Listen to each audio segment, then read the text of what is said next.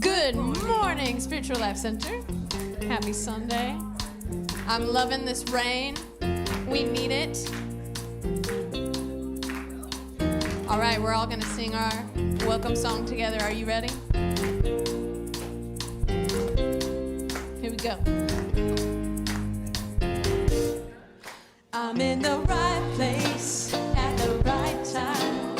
I am just where I am meant to be. I'm in the right place at the right time.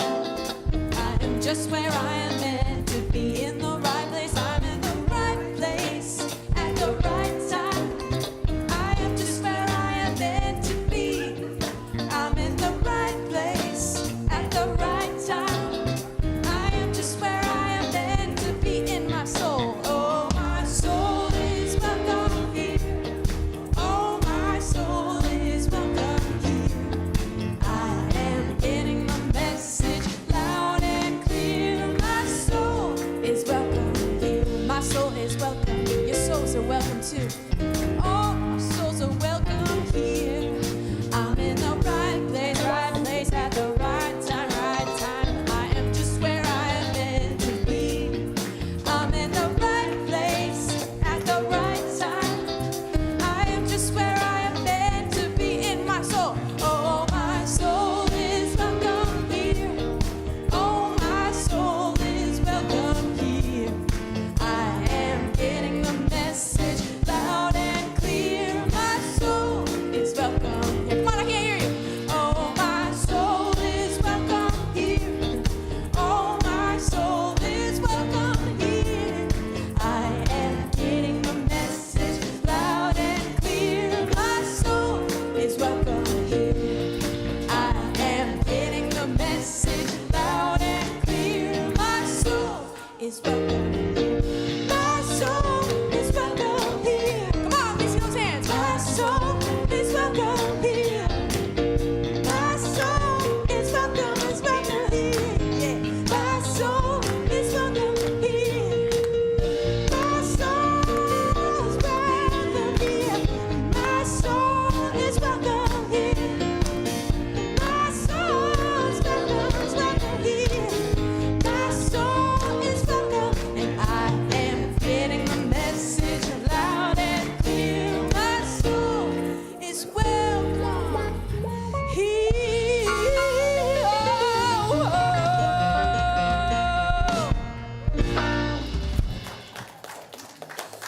Well, good morning again, Reverend Deborah. Good to see you, as our souls are indeed welcome here. Good morning, Reverend James, and good morning, everyone.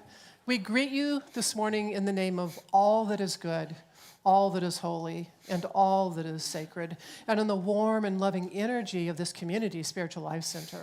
Spiritual Life Center honors and respects all those worshiping in temples, mosques, churches, stone circles, and of course the beautiful temples of nature, because we know that there is no space that God does not grace. And if you're with us for the very first time today, either online or in person, we especially want to welcome you, because we know that you are not here by accident. Every single one of you is here by divine appointment. And we're so excited to be together today. And of course, the real excitement is when you silence your electronic devices. And please refrain from flash photography during the service. Well, let's keep our appointment with this presence as we attune to it and commune with it, as we lowly listen and are guided by this presence in prayer. Recognizing that when we are holding that high watch, we are seeing things from the highest point of view, and we're seeing it from that divine eye that is within each and every one of us. So we're grateful to be the vessels and the vehicles of this presence. And as we give our attention to all of its qualities of peace and joy and love and creativity and all that is good and perfect, then we are the perfect representation of that presence. And we begin to affirm who and what we really are, expressions of this presence in this world. And we're reminded that this Spirit of the living God, this force, this energy, whatever we want to call it, needs us to shine its light in this world, because we are the way that it gets around in this dimension. So we do our part And we know as we are guided to do our part that this invisible, sometimes indescribable presence is there to give us an assist along the way. And so it's good and all good as we move forward in this upward progressive part of our life. Amen. You know, we have a very important purpose here at Spiritual Life Center as reflected in our mission statement. And I invite you to join in as we affirm it together. To transform lives as we love, serve, and remember. And we carry that out as we build upon these basic principles that reflect the philosophy of who and what we are and what we believe in. And we make them part of our awareness to the best of our ability and let them lead us in our lives. So again, let us affirm them. God is absolute good and everywhere present. People are inherently good. Thoughts create our experiences. Prayer and meditation are how we connect with God, and we must take action. And right now, this is a new month, and anyone born in the month of June, we invite you to please stand so that we can sing happy birthday to you in the way that only we can do it. Happy birthday to ya. Happy birthday to ya. Happy birthday.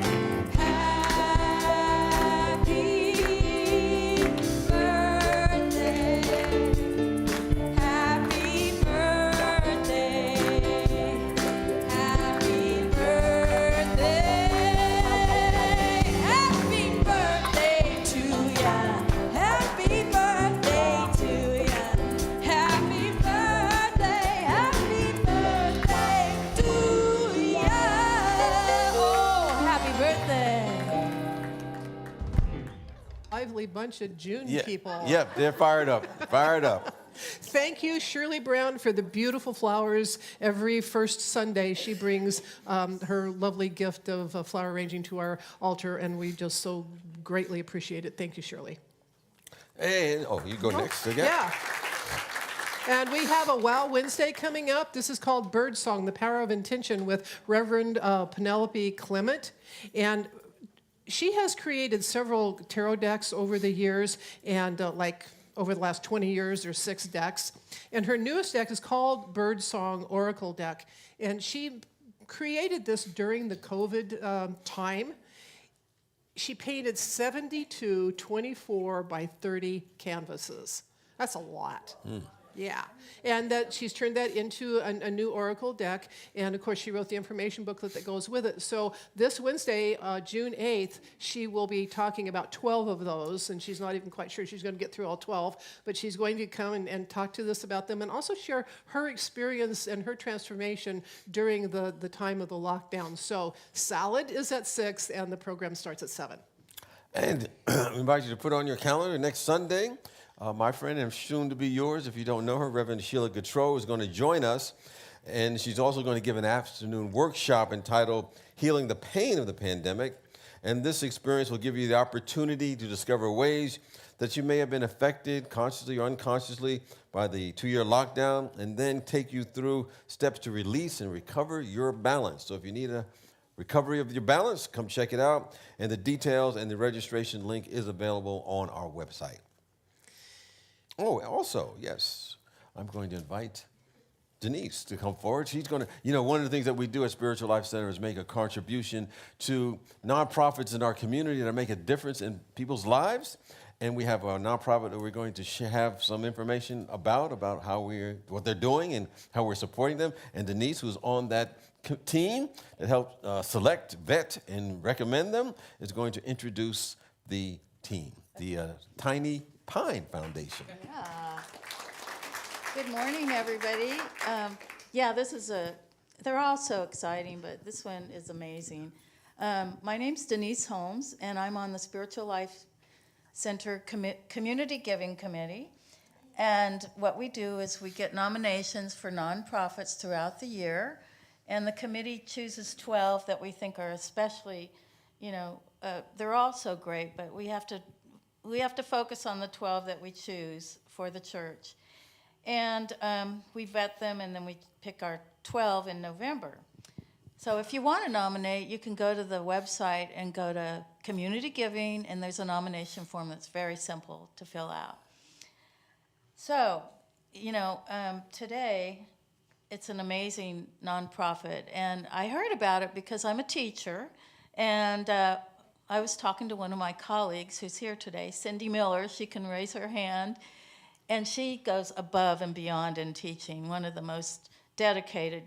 Teaching is not easy these days, but she goes above and beyond. And in addition to that, you can all remember the Paradise Fire in 2018 and how devastating that was. And I was talking to Cindy one day, and she says, oh, well, this weekend I'm going up to build some tiny homes. I'm like, what? Well, after I found out about the nonprofit, I thought I've got to nominate this one, the Tiny Pine Foundation.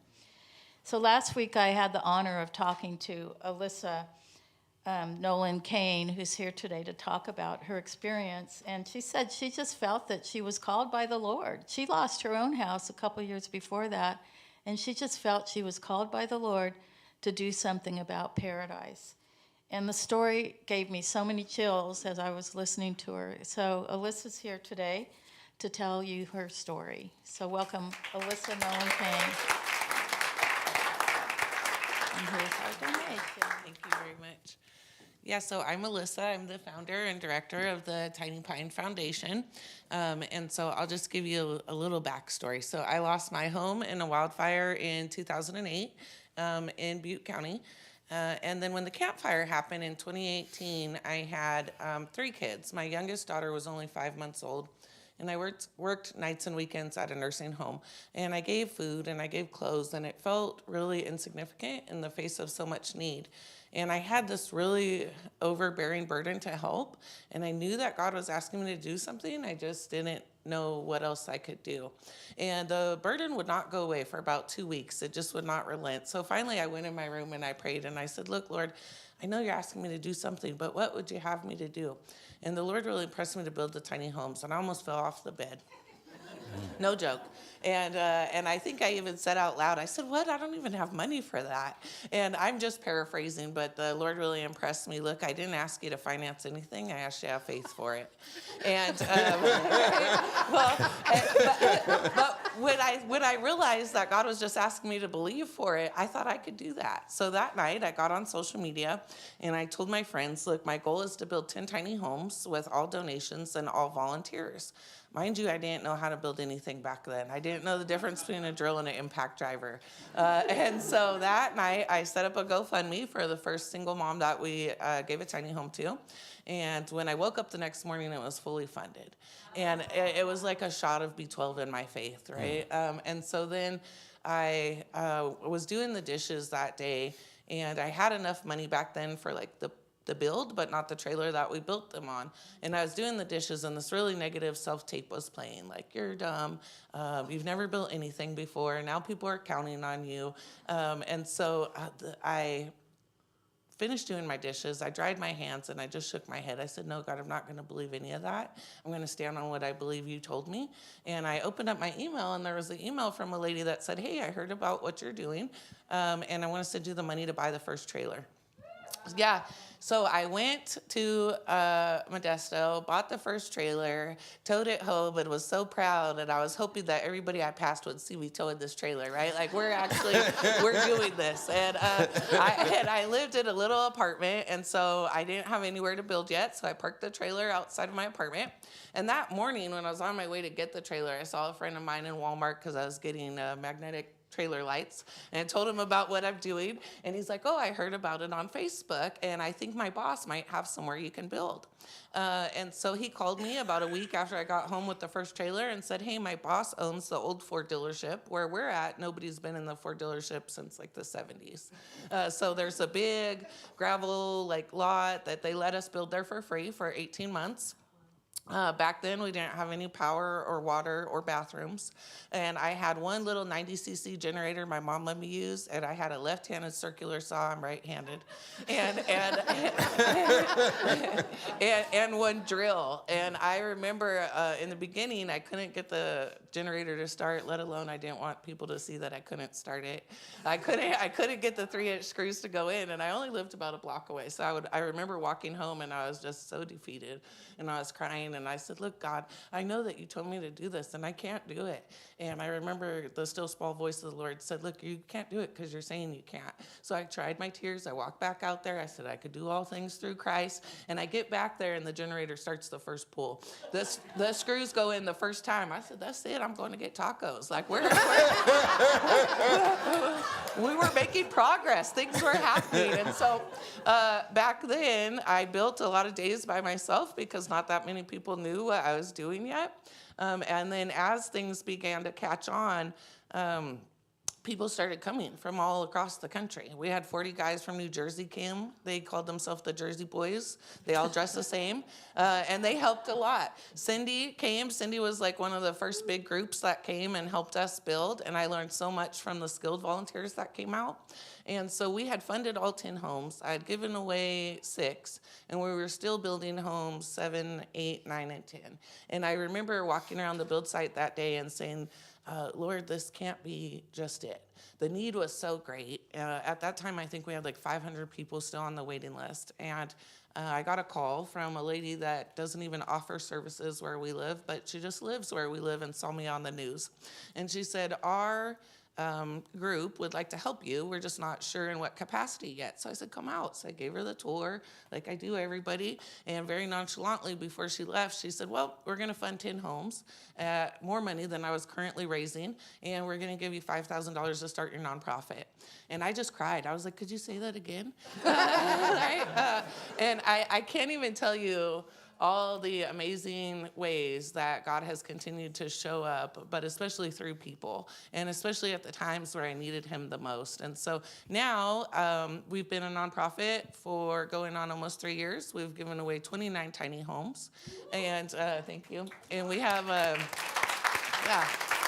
And we have another build site in Oregon. I just had a new baby. He's 4 months old. So I was going there every other weekend and building, and now we're starting that back up again. And then we've just grown exponentially, like far beyond anything I could have ever imagined. And so the homes are a blessing for fire survivors. We give them to them for free, the tiny homes on wheels. And we just ask that at some point, and if the first year they're living in them, if they move up or they get a mobile or they rebuild, that they just pay the home forward. And so we've had multiple of our homes paid forward so they continue to house other people, because they really are a labor of love, not just the people that build them, but the people that give. And we raise like about $8,000 a home, but the homes come in closer to the $15,000 mark.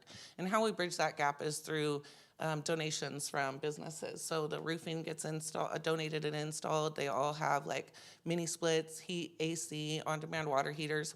So just recently we got our contractor's license, and we're now in our like second phase of building, and we're building tiny homes on foundations on survivors' property for a demographic of people that could never foreseeably be able to afford to rebuild. Matter of fact, yesterday was the first day we went and dug footings, and I drove home crying because I thought, Lord, look at all you have done just by a little faith.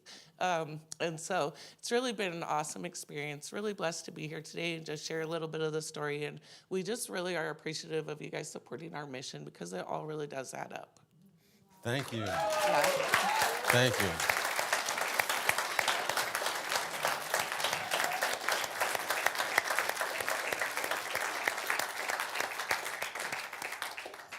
Good stuff.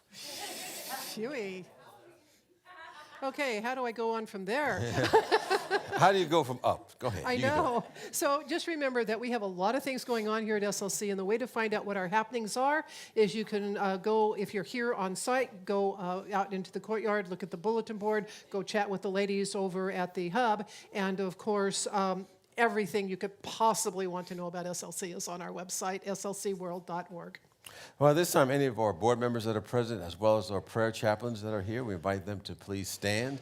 And the prayer chaplains are wearing the white stoles. So if there's something that you are going through or growing through, and you'd like to have some prayer support, they're available to pray with you immediately after the service in the courtyard. And we thank them for the consciousness and the work that they do for our community and the consciousness that they bring.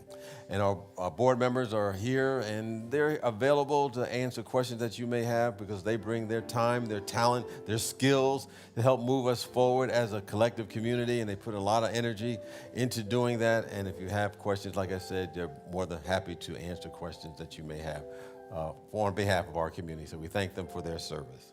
And we love to welcome our newcomers here at SLC. So in a moment, we're going to ask you to raise your hand. But first, we want you to know there are many ways to become connected here at SLC. And one way to do that is to fill out the welcome card. Now, that welcome card is available online. So you can go to our website, find the card, and submit it. And then we will get back to you. If you're here on the site, raise your hand, keep it up until we find you, and then fill out that card, take it to the courtyard, to the welcome table, where there is a very special gift and a warm welcome for you. So if anyone's here for the first time, we just invite you to raise your hand. Yeah, there's a couple. Thank you so much. Yeah, the first timer. Alyssa's here for the first time. We thank you for your presence. And we're going to give you the card if you'd like to fill that out and be Claudia. And stay in tune here. Claudia, we'll give our Alyssa here one. And if you want to stay in tune with what was going on here, you can stay in touch. And there's a purple ribbon you can wear. And if you want to get that special Spiritual Life Center greeting, you can wear that, and we'll give you that special Spiritual Life Center light and love that we are.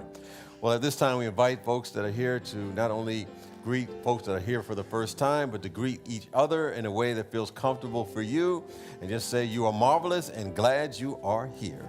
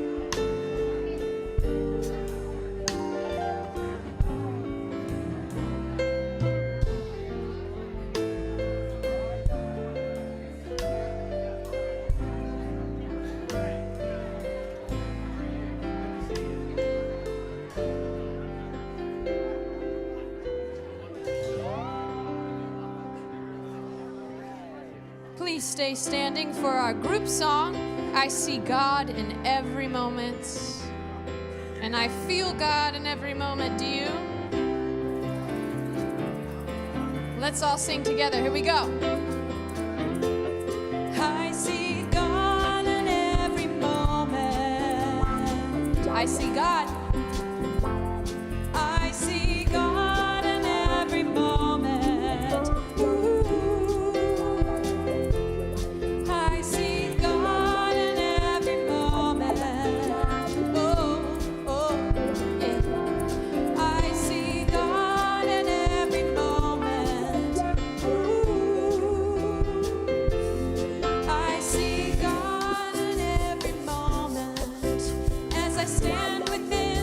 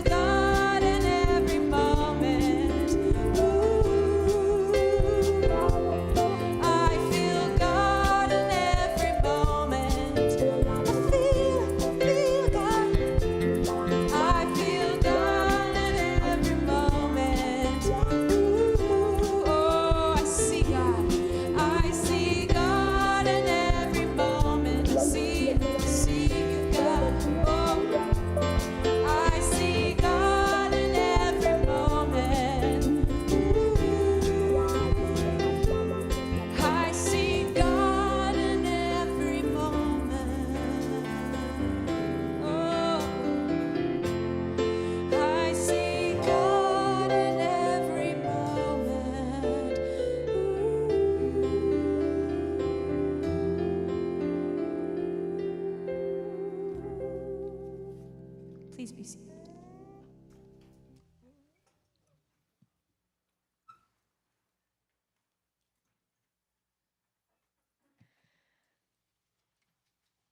Well, at this time, I invite us all to speak together our vision statement. Spiritual Life Center is a loving, vibrant family that welcomes home all people and accepts everyone, no exceptions. Weaving ancient spiritual traditions with emerging wisdom, we cultivate a spiritual deepening with the divine, each other, and our planet.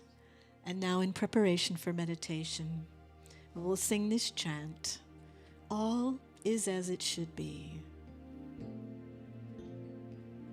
I invite you now to take a deep breath and let it out. And know that all is as it should be. All is as it should be. I mirror you, you mirror me, and all the pain and struggling, only lessons in how to be free. Conscious living helps us to see.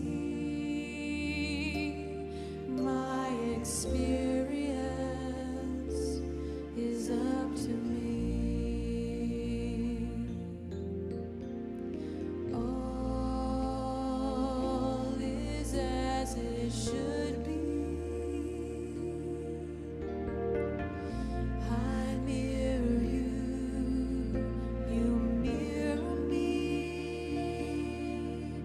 and all the pain and struggling, only lessons in how to be free. Conscious living helps us to see. My experience is up to me. All is as it should be. I mirror you, you mirror me, and all the pain and struggling, only lessons in how to be free. Conscious living helps us to see. My experience is up to me.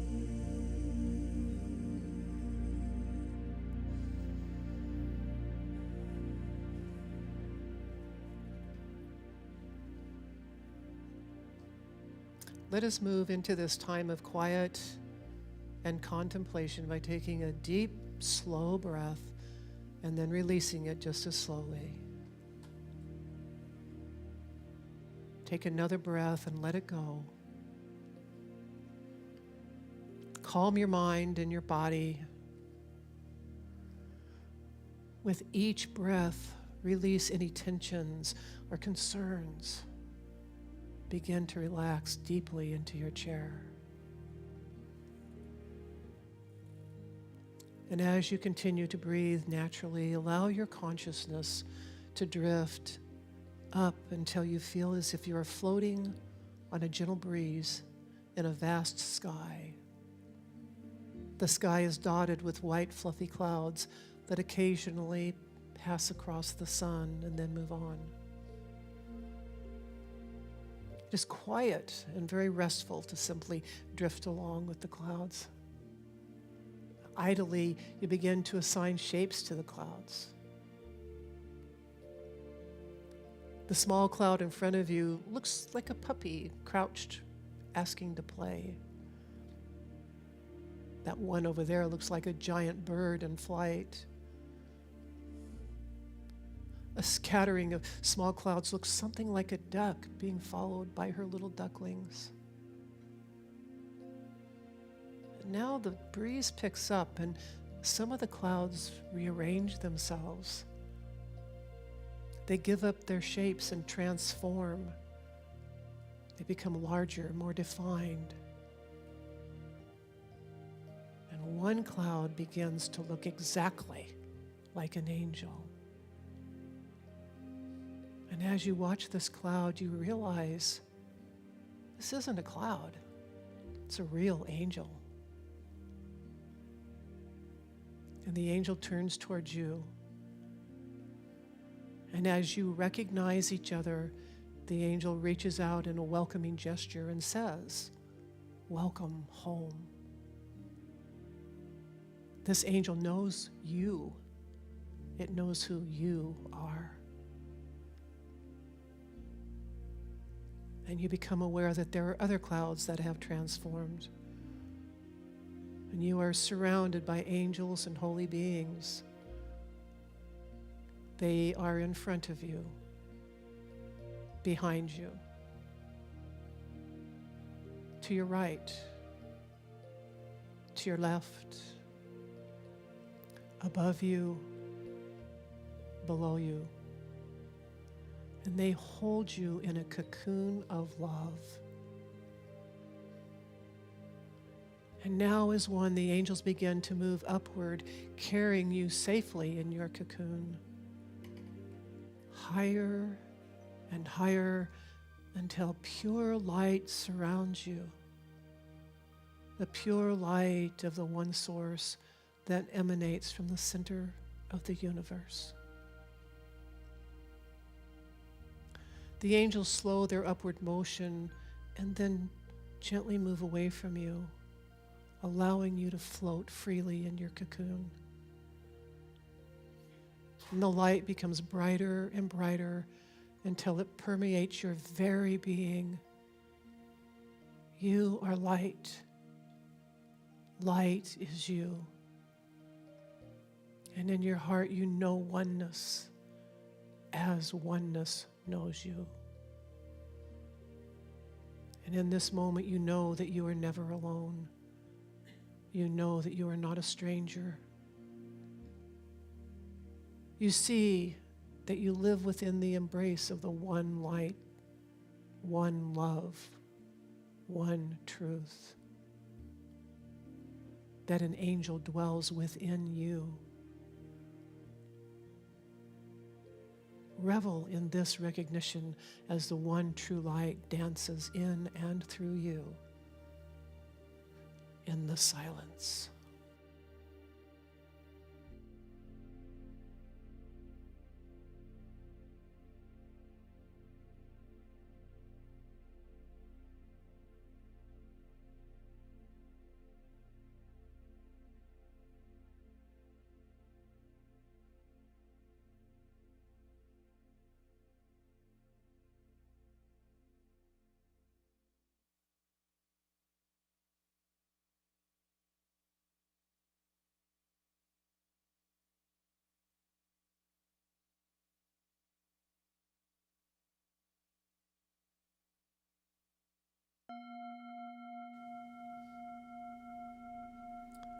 The angels gather around you and gently lower you down towards your earth body. And as you come down, your cocoon of light collapses inward, filling your body as if the angel is taking its rightful place within you. You are filled with love as you receive this blessing. Oh, my beloved, it is written in the book of Isaiah, "See, I have written your name on the palms of my hands. You are a holy being and an angel in disguise. You are known. You are loved. you are never alone. Remember this, always.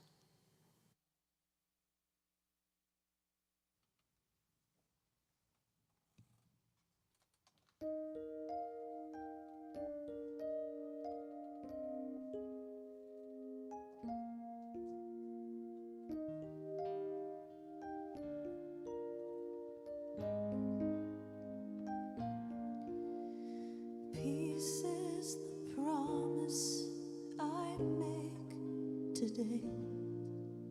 There's nothing greater for me to say than to lay down my fears, lay down unhappiness, and surrender to the peace I choose today.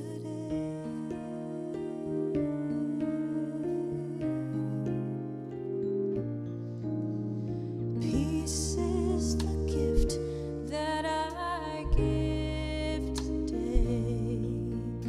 No easy shortcut. Peace is the way.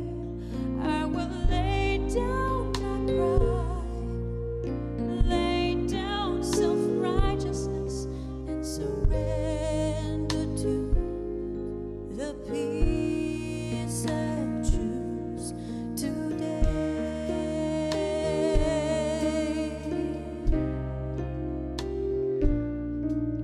My all I give, my love for all. My all I give, my love for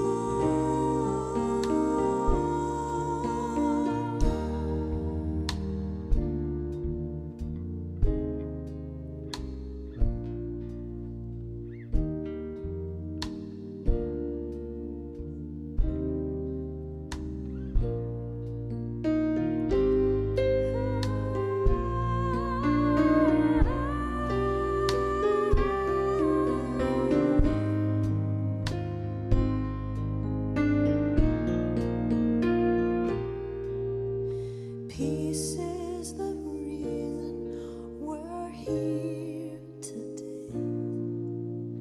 No accident, we've been called by name. Called to lay down our lives and stand up for greater good and surrender to the peace we choose today.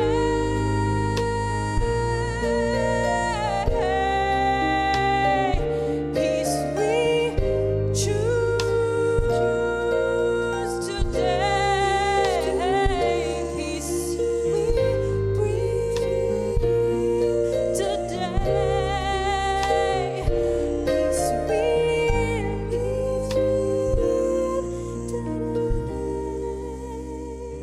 Peace today. Peace today.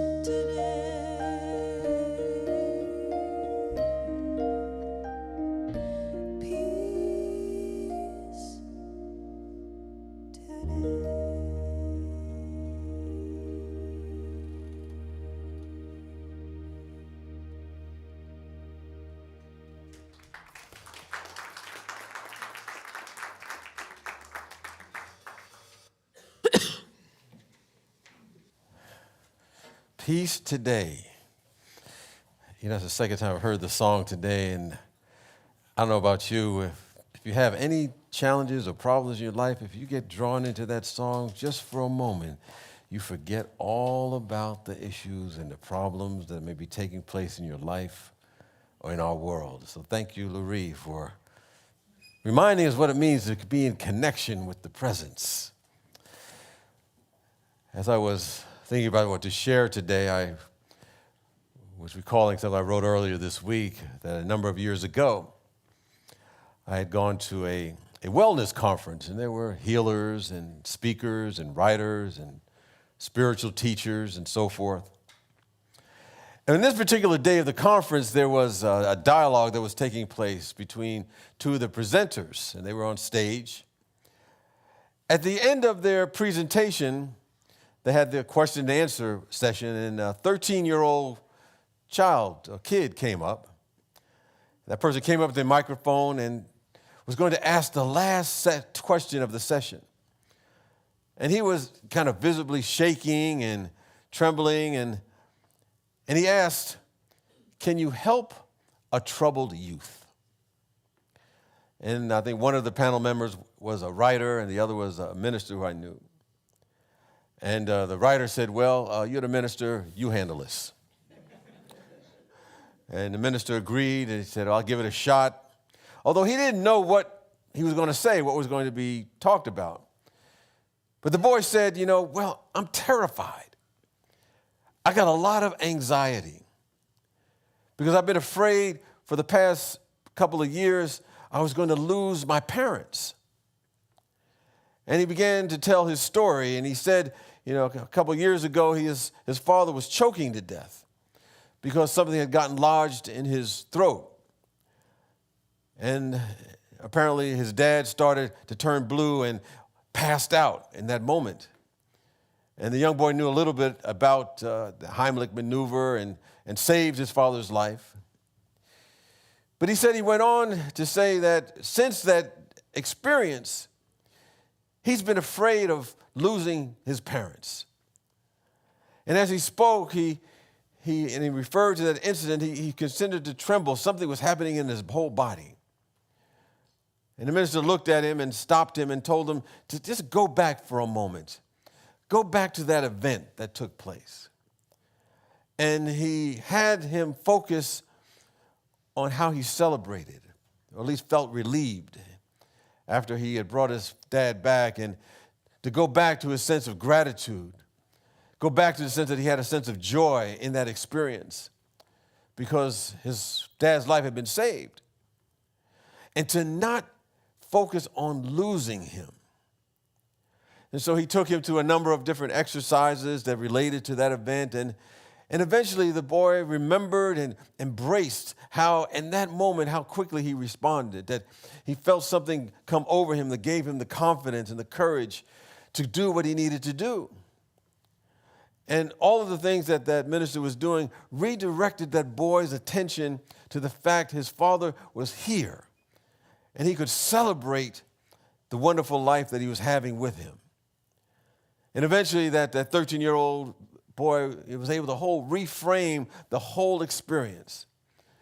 His body stopped shaking when he talked about it, and then he got a sense of normalcy.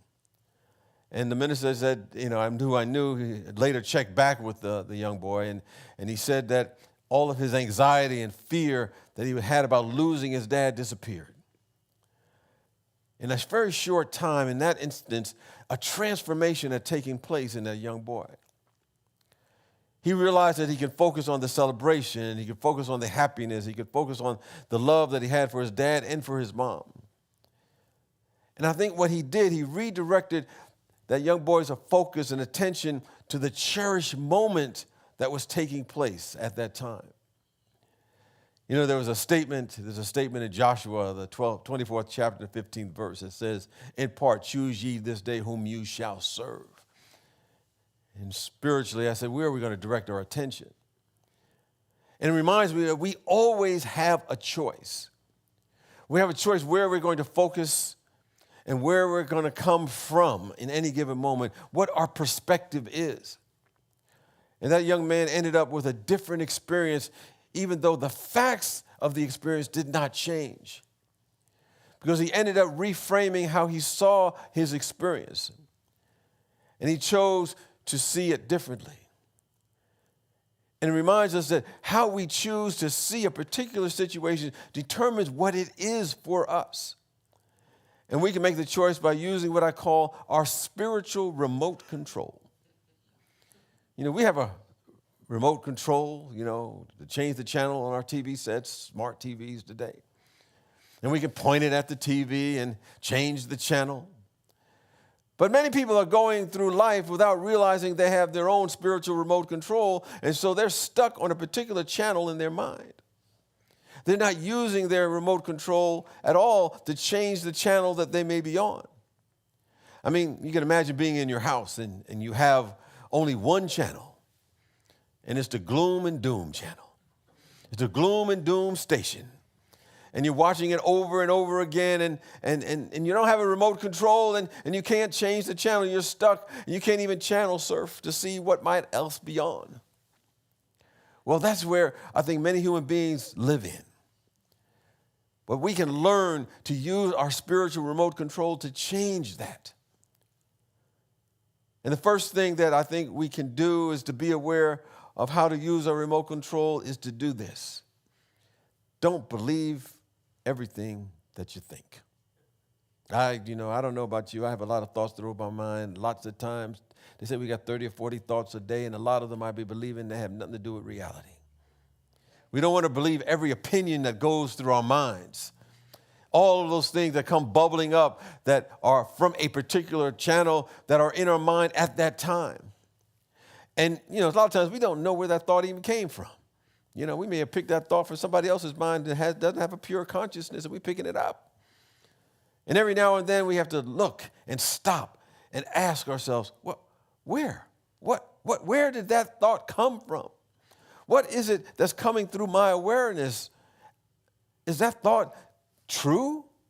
Is that thought coming from a channel of infinite possibilities and wisdom and the presence of God, or is that thought come from the sea of mental garbage? Because there's a lot of garbage floating around in the consciousness today. We have the capacity to change the channel of our mind anytime that we desire. And right now, people have a tendency to be stuck on the new doom and gloom channel. And what they do, they call and convene, their councils and their committees. And these committees are made up of despair and fear and doubt and worry. They're convening councils that create a sense of separation and a fear of other people. And they're broadcasting onto the world that life is hard and then you die. That they're not good enough. There's lack and limitation. There's scarcity. There's not enough to go around. Oh my God, what should I be scared of today? That's the gloom and doom channel that's going on oftentimes in our world. But that's just a channel in consciousness. We've got the power right at this moment to change this channel with our spiritual remote control. The Spirit of the living God is really telling us, be a channel. Don't be stuck on one. We can choose to be the channel for peace, as Louis was singing. We can choose to be the channel of love and joy and harmony. We can choose to be the channel of wisdom and possibilities, and not to be stuck on the doom and gloom channel of fear, doubt, and worry. I think it's important to change the channel, or sometimes reframe or how we look at a particular situation, because it can determine the quality of our life and the direction of our life. I was just thinking, that's a small matter. Years ago, I was in, I think I was just visiting. I can't remember. Time sometimes gets things confused in my mind, but I remember I wanted to go to New York and see a particular speaker and minister, and, they didn't have, internet in those days. We, knew what the schedule was, and, I had looked forward to going there, and I went there, and he wasn't there. And in my mind, I'm saying, why is he not here? Didn't he know that I was coming? I came all this way, and, doesn't he know who I am? And, I was on the pissed off channel. Because I was focusing on that channel, I was missing what that person that was right in front of me who was saying some very profound and transforming things. I think we need to remember that we're always co-creating our experience. We're always co-creating our lives. And the experiences that we have and we see in our physical form, whatever shows up, is really a byproduct of the channels we've been looking at and focusing on over a period of time. And if we want to see and experience things differently, if we want to get rid of things we don't like, we can always use our spiritual remote control to reframe and relook at those experiences. I think one of the most important tools we can use in reframing are the words that we utter. At any moment, we can click over to a different set of words, particularly the words we say to ourselves. They may be the most important ones. You know, every day we're saying something to ourselves and we're setting in motion a creative process. So when we're faced with a situation, we want to ask, what words will I use? Are there going to be words that are going to scare me, or words that are going to inspire me? Because our words influence our thoughts. They influence our actions. They even influence our health. You know, over the years of being in this work, you know, I hear people, sometimes they talk to me directly, sometimes I'm just eavesdropping on the conversation. I eavesdrop on my own conversations from time to time. And I notice that some folks, when they tell stories, they hone in and they key on certain words or certain phrases. And I notice that folks that struggle maybe with their own healing or struggle with trying to get unstuck in their life, they often have the same vocabulary because they're clicking their spiritual remote control to the pessimism's channel. And they'll say things like, oh, I can't. Oh, that will never work. Offer a positive suggestion. They said, no, I'm afraid to do that. Somebody else tried that and it didn't work for them. I'm sure it's not going to work for me.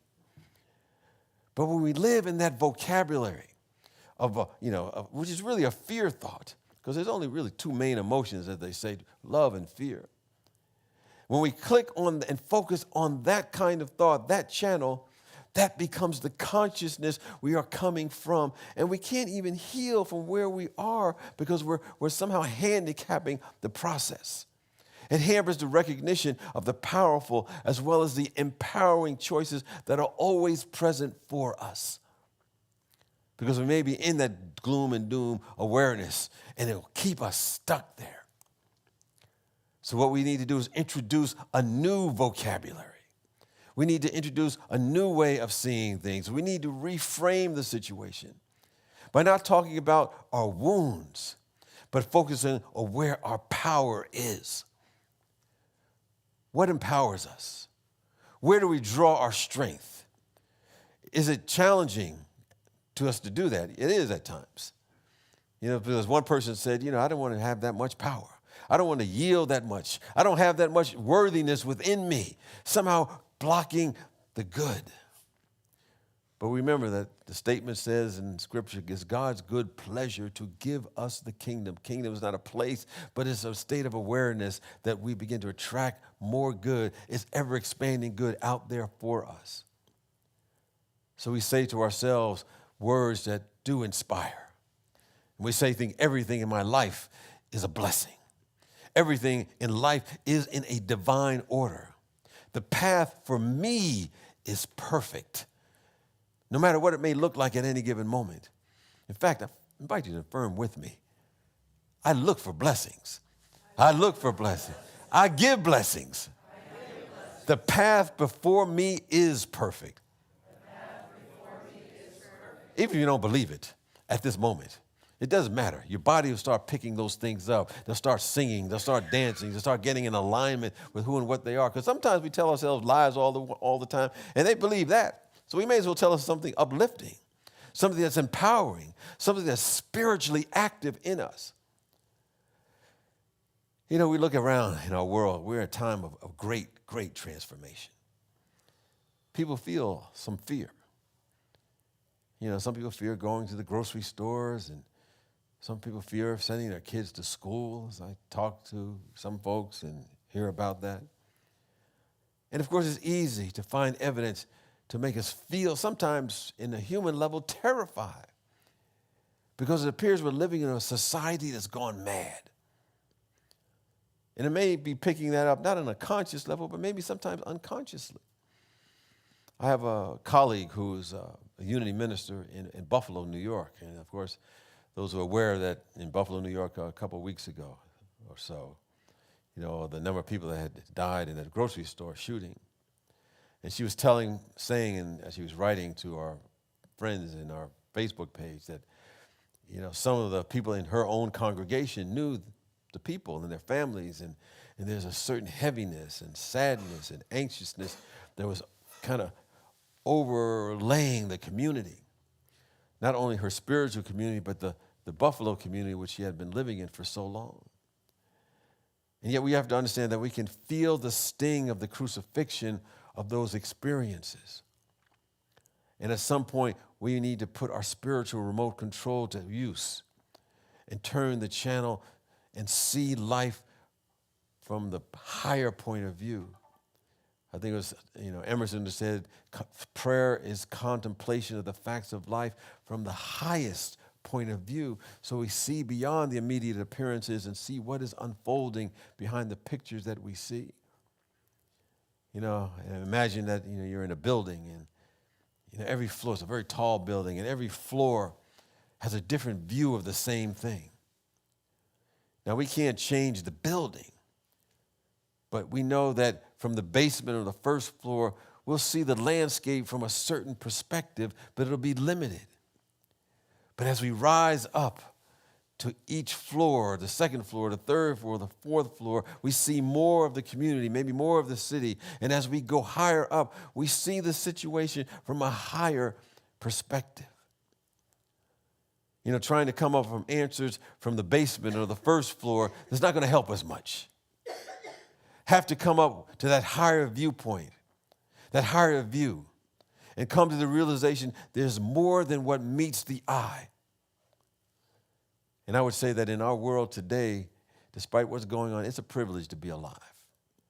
I think there's something happening that beyond our human sight at this moment, because we're participating in an era of great transformation like never before. I was talking to my son, and he was saying that sometimes some of his contemporaries and classmates, the young people, they sometimes look around at the world and say that living in this world is a burden. They eventually got off it. But I can understand if that's what you're seeing, that may come up in our consciousness. And I let them know that we can change where we look at things. We can change the channel and reframe how we see a situation. And we declare that, yes, it is a privilege to be alive, because we live in an era in which more of the divine is seeking to reveal itself in our life and in our world. Because the old way is fading and a new way is emerging. And oftentimes when something new is coming in our life and in our world, it seems chaotic, it seems terrifying, it seems crazy. But if we lift our eyes to the hills from which cometh our help, as that scripture says, we see possibilities opening up. And we turn to the Imagineers channel and recognize that those with imagination, that those who realize that this is an opportunity to take off the shackles of the old world and tap into our inner resources, our inner capabilities, and create something new. Because the world is looking for something new today. A new perspective, a new energy, a new leadership, a new vision, a new possibility of handling conflict, a new way of solving the issues in our lives and on the planet. The world is looking for something new. And we will no longer look to the past to chart the future, because there's something new waiting to be expressed. It's like a coal miner that may be doing that all their life will probably not tell their children that's their future. We use our spiritual remote control to turn to the futurist channel so we can see from that higher point of view and not from the basement or the first floor of the building. We can reframe, we can change our perspective. Well, as I'm closing up today, I just realized that sometimes the bane of our human experience is that we often focus on or talk about or complain about what we do not have, rather than give thanks and appreciation what we do have. And now we're on that channel sometimes of that limitation. So every once in a while we have to listen to our surface mind, and when it says, things that it does not have, what's missing, what's wrong. And when it does, say things like, oh, I need more love, I need more prosperity. We can stop and use our spiritual remote control to put on the channel that gives thanks for the quality that we think is missing. And we say to ourselves, I give thanks to God for the love. I give thanks to God for the peace. I give thanks to God for the abundance, the possibilities, and the fact that I always have a choice where I focus my attention. And we stand in that awareness, and the direction of our life begins to change, sometimes a little bit at a time, but it begins to set a whole new trajectory. And everything begins to work together for our good because that's where we're focusing our attention. And we remember our life and the life of God, which is always expanding good, are one in the same. So our work play is to maintain that awareness by turning off the channels of misery, canceling our subscriptions to networks of despair, and clicking on channels of gratitude and appreciation and love that is everywhere. You know what we do? We sing about it. We laugh about it. We play in it. We be creative from it. We dance it. We love it. We even hug it with all our might. We can use our spiritual remote control to focus our attention on that and then let our light shine because that's where it's at. And that's why we're here. Peace and blessings to you.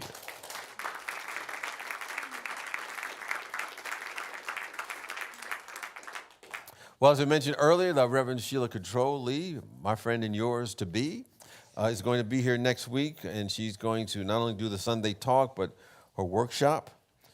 And I think her talk is False Evidence Appearing Real. And then after that, Reverend Deborah's going to speak for a couple of weeks because I'm going to be away regrouping and hopefully coming back better than ever. Pray for me. At this time, I give thanks for those who have been online. And if you'd like to support our community with your gift or your offering, you can do that in a very simple way. You can simply text the number 44321, type in the words SLC Love, and it'll take you to a page in which you can give to Spiritual Life Center. Or you can go to our website, slcworld.org, click the Donate tab, and give in other ways, including by mail. So we invite you to support that. And if you're watching on any platform, YouTube, Facebook, whichever may be appropriate, like us, comment, send it to a friend, and that will help spread the word as well as to who we are and what we're about. We invite those who are present now to take your gift or your love offering and symbolically raise it to the heavens, which is the expanding good. And we give thanks in advance for the gifts, and we give thanks for those who have been giving, electronically, by mail, or any other means. And know that whatever we give out comes back, and we can never outgive the presence of God. And we remain open and receptive. We keep that flow going. We give, we receive, and everybody ends up better off. So with that awareness, let's affirm our offertory blessing.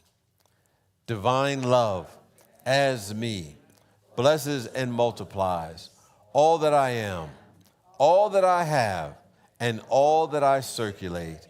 Thank you, God.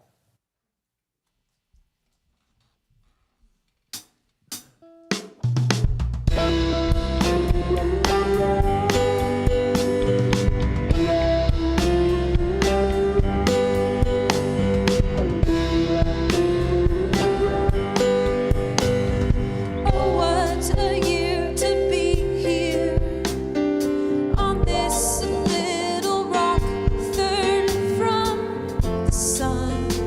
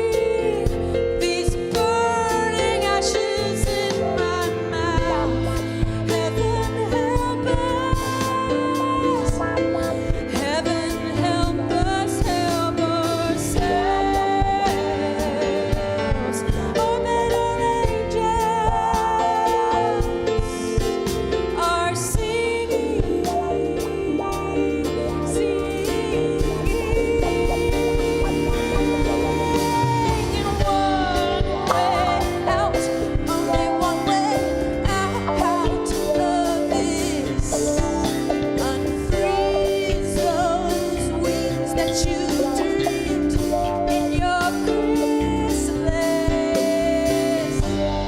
Better angels dream they exist. Oh.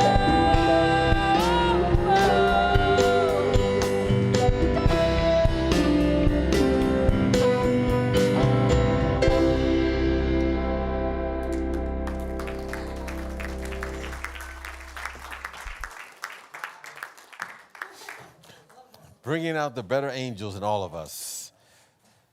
Well, we take this moment to give thanks to those who have given to Spiritual Life Center. No matter where it has come from, no matter what the amount, it is contributing to a consciousness that is helping us transform and evolve to the very best that we can be. So we give thanks for those who are online that have given, those who are here today, those who have been given online in different ways, knowing that we are doing our part to live up to the highest and best of who and what we are. And we also give thanks and appreciation and affirm those who have left prayers in the prayer box today and throughout the week. Recognizing that all of us have bumps in the road and challenges in life. All of us have things that we need to grow through or evolve from. And we know that no matter what the challenge may be, that the Spirit of the living God has the answer, because it only deals in divine and perfect spiritual solutions. And our job is simply to raise ourselves to be one with these solutions, and then remain open and receptive to see how they will reveal themselves for each and every one of us. We know that these prayers will go on to be prayed over at Solid Unity for an additional 30 days, where that organization has been in constant prayer for over 100 years, 24 hours a day, 7 days a week, building up an energy field that helps transform lives. So no matter what the answer is, we know that it is right and perfect for each individual. And we're grateful for that. And so it is, and so we let it be. Amen. And with that, let us join together as we affirm our prayer for protection. The light of God surrounds us. I am the light of God. The love of God enfolds us. I am the love of God. The power of God protects us. I am the power of God. The presence of God watches over us. I am the presence of God. Wherever we are, God is, I am, and all is well. Let us join together as we sing our peace song and deepen that consciousness of peace. Let there be peace on earth, and let it begin with me. Let there be peace on earth, the peace that was meant to be. With God as creator, family all are we, family all are we. Let us walk with each other in perfect harmony. Let peace begin with me. Let this be the moment now. Let this be the moment. With every step I take, let this be my joyous vow. To take each moment and live each moment in peace eternally. Let there be peace on earth, and let it begin with me. Let it begin with me. Oh, yeah. Oh, yeah.